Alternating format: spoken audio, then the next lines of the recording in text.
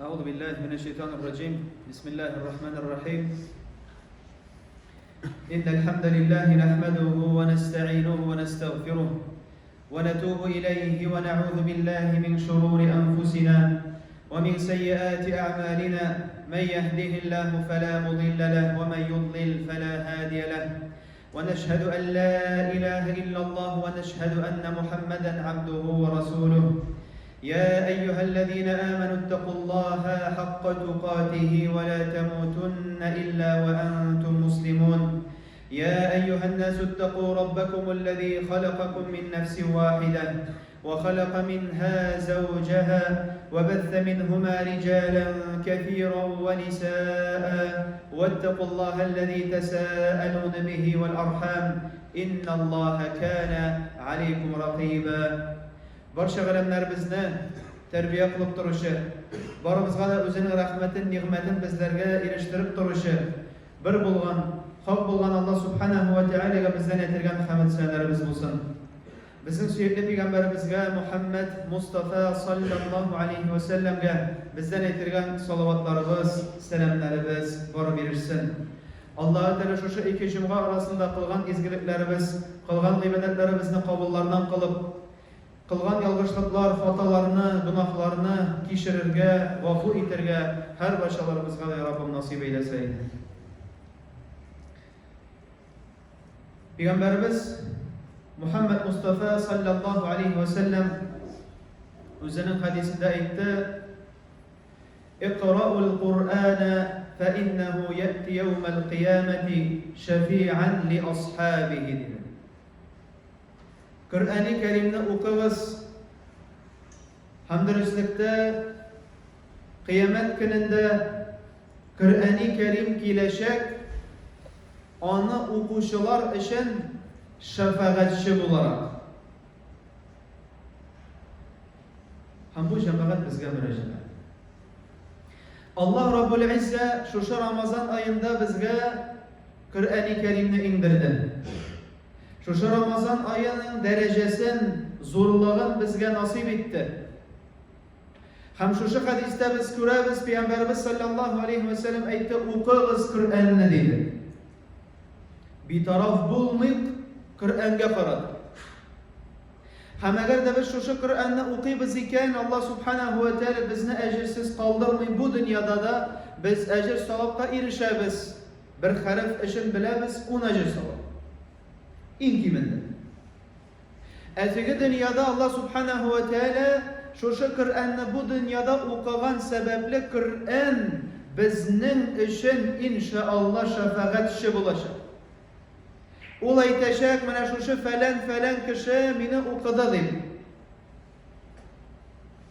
Hem inşallah ele aytacak, ol okuduğuna tügül menin bu işe yaşadı deyip. Çünkü Kur'an'ın bir şefaati iki yakka bulurga mümkün. Hüccetun lek ev aleyk. İkinci hadiste bizge haber etildi. Şu Kur'an bizge qarata bulurga mümkün ya ki Allah saklasın bizge karşı bulurga mümkün.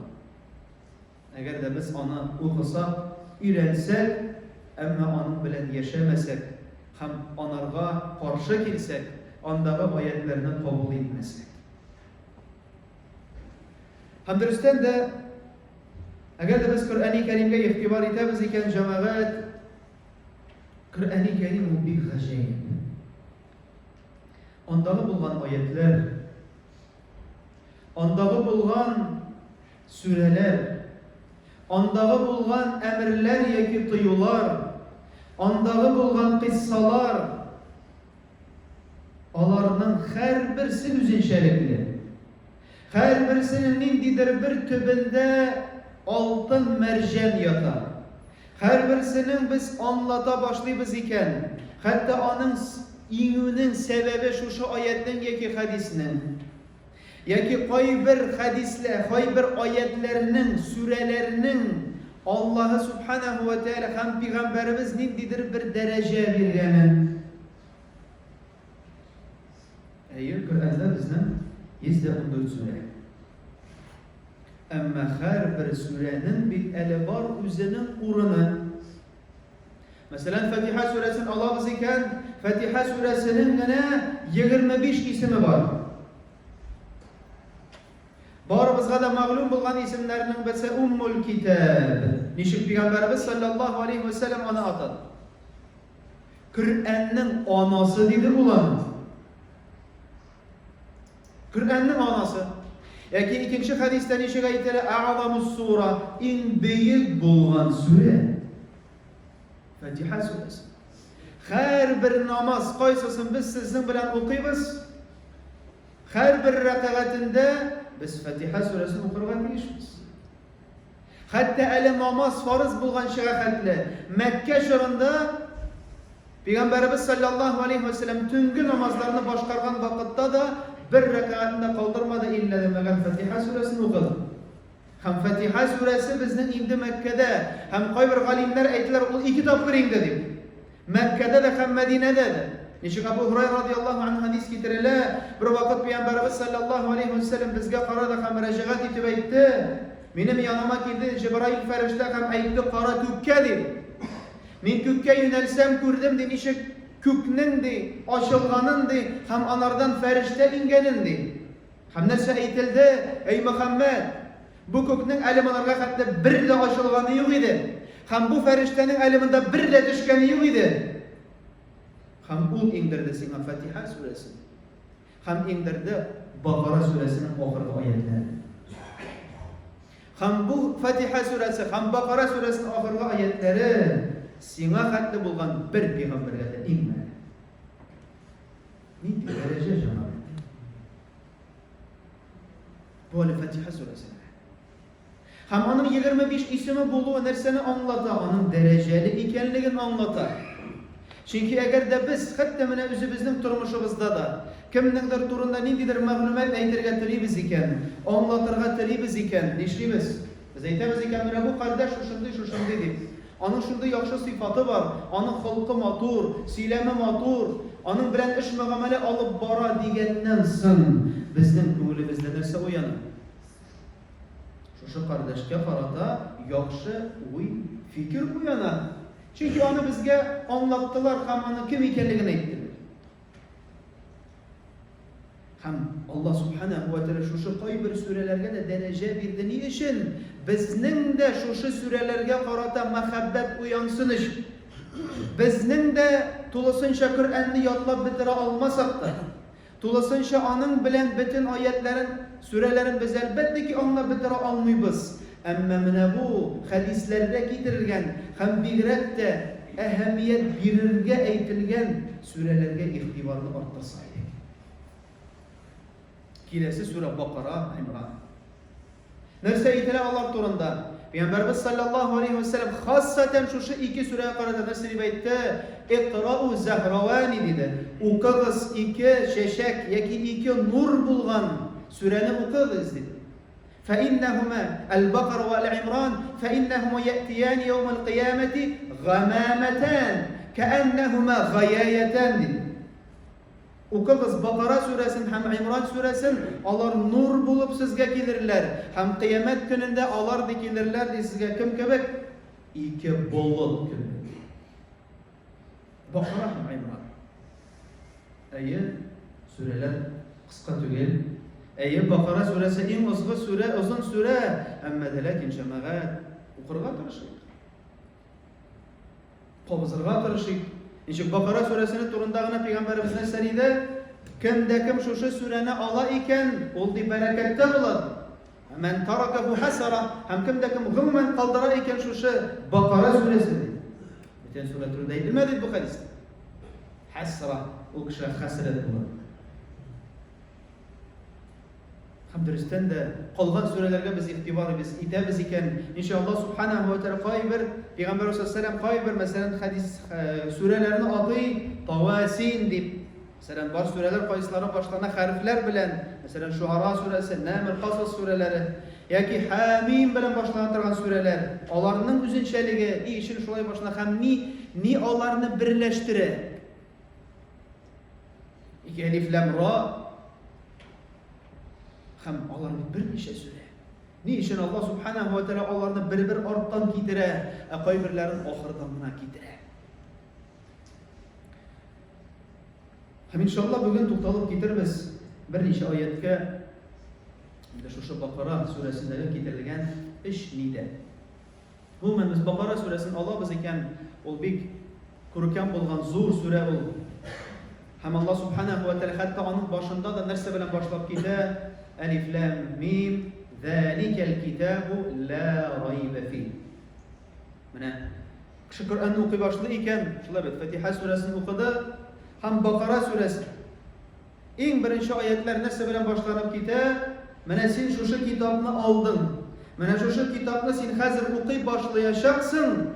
Заликал китабу ла райба фи. Менә бу китап кайсысы синең кулында, анда бер нинди дә шик нет в этой книге никакого сомнения. Менә бит ничә Аллаһ субханаһу ва тәала тәрбияли. Кеше башыннан ук аңларга тиеш. Нинди генә аят китерелмәсен, нинди генә сүрә, нинди генә кыйсса, нинди генә халәт, нинди генә үзенчәлек шушы китапта синең күңелеңдә шик булырга тиеш түгел. Ничек ингән ул менә шушы көнгә хәтле ул хәзерге безнең кулыбызда. Ничек Пәйгамбәрбез саллаллаһу алейхи ва саллям вахи ингән ул инде 1500-гә якын ел узды. Ул һаман бар. Һәм син аны аласың икән, син бер шикләнмичә аны укы дип Аллаһ субханаһу ва тәала башлый. Һәм Бакара сүрәсенә киләбез икән, Бакара сүрәсе безнең Мәккәдә иңә башлады һәм 10 ел дәврендә иңде. Һәм иң ахыргы аят кайсысы инде Коръән Бакара сүрәсендә, ул да Иса 281-нче аят. Аллаһ субханаһу ва тәала әйтә: "Ваттaqu yawman turja'una fihi ila Allah." Куркыгыз шушы көнне, кайсысында сез Аллаһы субханаһу ва тәаләгә кайтачаксыз. Бу иң ахыргы аят кайсысы инде Бакара сүрәсендә. Һәм Бакара сүрәсендә Аллаһ субханаһу ва тәалә 2 урында, Коръәни Кәримдә безнең 19 урында китерелә "Я әйюһән-нас" дигән мөрәҗәгать. О люди, эй кешеләр. Һәм шуның икесе Аллаһ субханаһу ва тәалә Бакара сүрәсендә мөрәҗәгать итә. Аузу биллаһи минәш шайтанир раҗим. يا أيها الناس اعبدوا ربكم الذي خلقكم والذين من قبلكم لعلكم تتقون. Ey kişiler, ibadet kılığız sizden Rabbinizga kaysysı sizni barlıkka kitirdi. Hem sizge hatta bulgan kişilerin Allah Teala barlıkka kitirdi. Belkim siz takvalardan bulursunuz. Biliriz, eğer de müracaat eken ey kişiler, bu indi Mekke jirliginde yaki Mekke şırındağı bulgan ayetler. İkinci müracaat ey kişiler, يا أيها الناس كلوا مما في الأرض حلالا طيبا ولا تتبعوا خطوات الشيطان إنه لكم عدو مبين. Ey kişiler, aşağız. Şu rızıklardan kaysısın min sizge jirlerden birdim. İki birge ihtibar ediniz aşağıda. Birincisi onun halalliğine, ikincisi onun yaxşılığına hem faydalı buluğuna. Çünkü hele halal degen rızık anlatmay onun yaxşı hem hayırlı bulgan. وَلَا تَتَّبِعُوا خُطُوَاتِ الشَّيْطَانِ اِنَّهُ لَكُمْ عَدُوٌّ مُبِينٌ. Hem iyermegiz şeytanın yoluna. İyermegiz. Derslikte o sizin açık bulgan düşmanınız. Aslında o görünmey, ama de lakin o anlaşılgan, mubin bulgan, beyan etilgen bizning düşman. Hem bigrek de şu ayına cemaat. Yani biz Ramazan ayının elhamdülillah bugün 5. günü. 5. gün urazaga kirdik Allah'ın rahmeti bilen. Hem her birimiz de bizge sorav birsin. İyere biz miken biz şeytanın yoluna yok. Kanagat miken biz özümüzün şu Ramazan ayı bilen, özümden aşağıdan rizqim bilen, özümden okugan taravihim bilen, açtırgan iftarlarım bilen kanagat miken mi?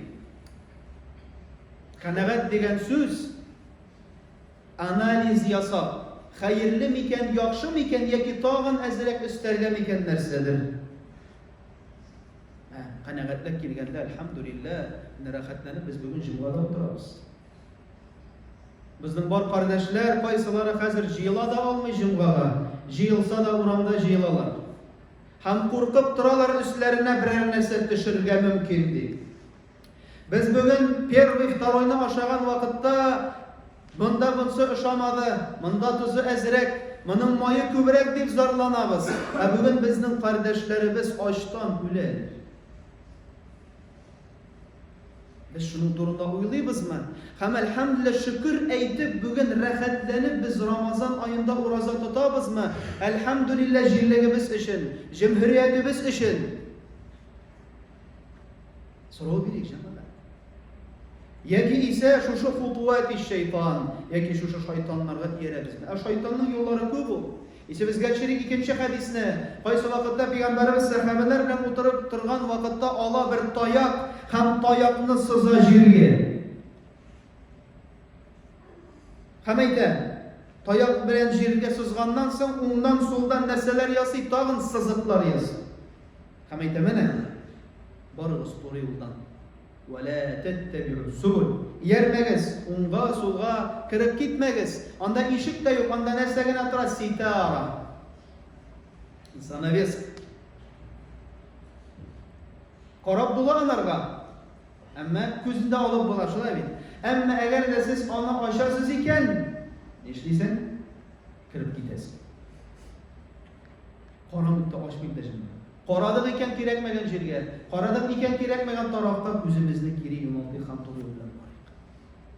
Әйе, шакырлар кирәкмәгән эшләр эшләргә, әйе, шакырлар төрле гамәлләргә һәм башкалар бигрәк тә Рамазан аена, җәмәгать безнең Рамазан ае, бигрәк тә шушы юллардан безне сакчы булырга тиешбез. Ни өчен? Чөнки Аллаһ Тәгалә бүләк өстенә бүләк бирде. Без бүләкне кабул итмичә, юк, әле менә дөньяны куасы бар, әле тегендә барып кайтасы бар, әле берәр кая эчеп кайтасы минем бар. Җәмәгать 25 көн калды. Эчерсең әле, барырсың әле, эшләрсең әле. Аллаһ Тәгалә сиңа мәгъ итра. Без бүтән якка карыйбыз. Менә кайчан сиңа кардәш килде бүләк белән, шулай бит. Мен кардәшем дип, син нәрсә дисең? Аллаһ разый булсын, кардәш дип кабул итеп аласың аның бүләген, шулай бит. Нинди генә бүләк булса да, карап та тормаска мөмкинсең аның бүләген. Аллаһ Субханаһу ва Тәгалә шушы Рамазан аенда 12 айның бер аенда гына шушындый зур бүләкләр бирә, әле бер генә түгел. Әле сирәп тә киткәннәр алар турында. Без нәрсә дибез? Һаман дөнья, мәшәкать, барырга кирәк, эшләргә кирәк, бүтән планнар корабыз. Нәрсәне калдыра алабыз, җәмәгать калдырыйк. Игътибар итик үзебезнең уразабызга. Игътибар итик үзебезнең ризыгыбызга, хәдис аятта килгәнчә. Игътибар итик үзебезнең әгъзаларыбызга.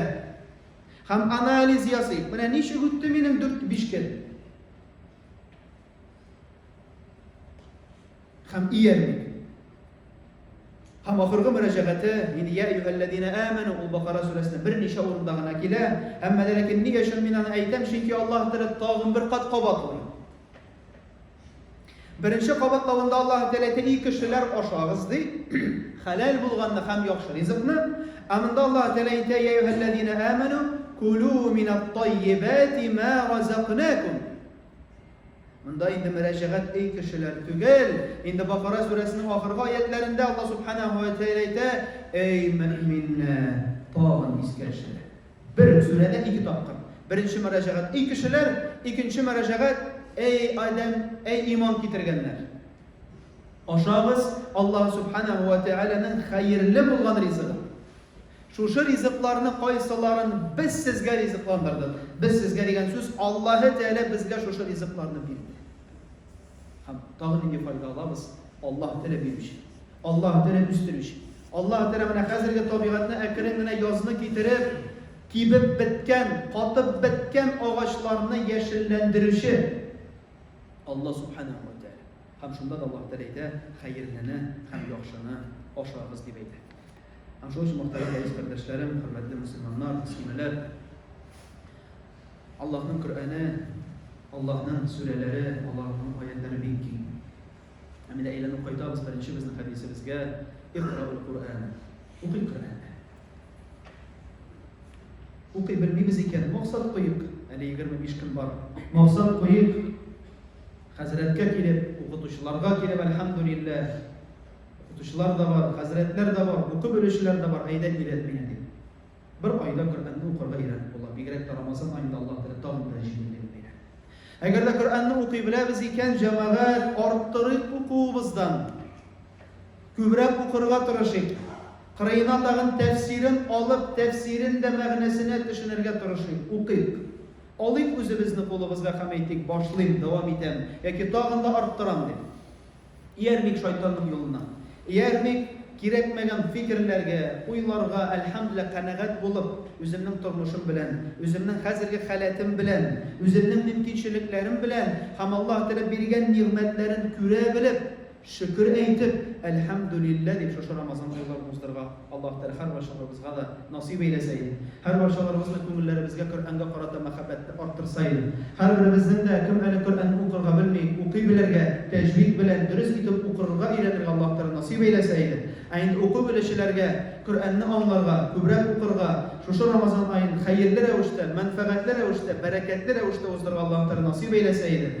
Şu Ramazan aylarında kübrek izgilikler kılıp, kübrek ovuzlar açtırıp, kübrek Allah'a dualar kılıp, kübrek izgi ameller kılıp ozdurga Allah Teala nasip eylesin. Haminde bizim kardeşlerimizge, ağırlıkta bulgan, meşakkatte bulgan, soğuş kırlarında bulgan kardeşlerimizge Rabbim özünün jengilliğini bilsen idi, özünün de Allah'a rahmetlerini iliştirsen idi, Allah'ın vefat bulganlarına, şahit ölümlerine kitülerin ya Rabbim nasip eylesen idi, şifahanede yatışılar, ağırıp yatışılar ya Rabbim kardeşlerimizge, özünün rahmetini, özünün şifalarını Allah'a iliştirsen idi. Her başkalarımızda da şükürün nese ikenliğin Allah, şükür edip yaşa ya Rabbim nasip eyle. Kur'an'da karata mehabbetin nese ikenliğin Allah, Peygamberimizge mehabbetin nese ikenliğin Allah, Peygamberimizni yaratıp, Kur'an'ı yaratıp, onu okup, onun bilen amel kılıp yaşarga her başkalarımızga da Allah Teala nasip eyle. Yaşayan şiirliğimizge, cumhuriyetimizge bereket, iminlik, saadet nasip eyle. ربنا لا تزغ قلوبنا بعد إذ هديتنا وهب لنا من لدنك رحمة إنك أنت الوهاب.